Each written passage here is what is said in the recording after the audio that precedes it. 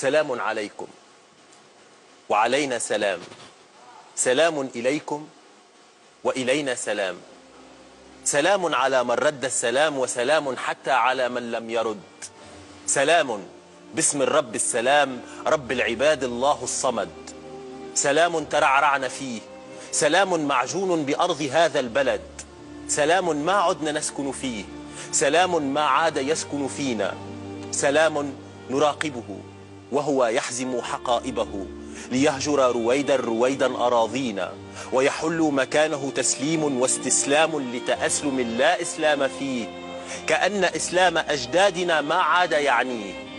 أتدرون لما يهاجر منا السلام؟ أتدرون لما يعم فينا الظلام؟ ببساطة لأننا مجتمع يخاف، نحن مجتمع يخاف الاختلاف. كلماتي لن تعجب بعضكم أو جلكم أو كلكم أعرف، لكني سأقولها لأني رافض أن أكون من الخراف.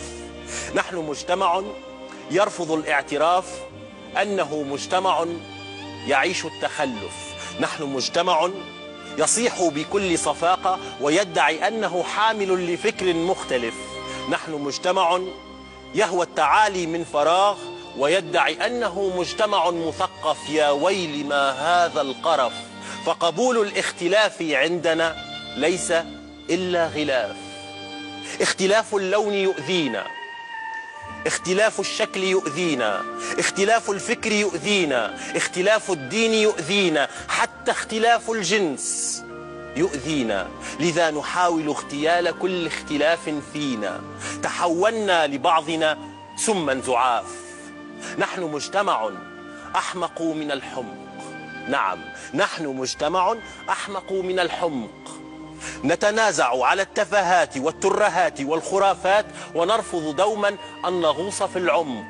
ولا أبرئ أحدا، لا مدنيين ولا ساسة، لا من يستكين لبلادة الصمت ولا من يدعي فينا القداسة، لا من يتبع الغرب كالأعمى ولا من يريد إعادة أمجاد الخلافة والنخاسة وتقطيع الأرجل من خلاف. دعونا اليوم نجرب أن نغوص فينا في أعماقنا، دعونا نجرب أن نعانق أرواحنا، دعونا نجرب أن نعانق في الأرواح اختلافاتنا.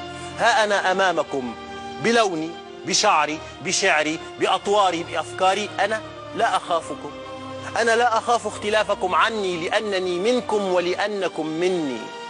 دعونا نخلق فن، دعونا نغوص في الحلم لنرسي ثقافة بلا سخافة ليكون الرقي فينا هو أسمى خلافة. دعونا نذوب الأعراف والأجناس والأطياف والأفكار والألوان والأديان ولا نرى سوى الإنسان.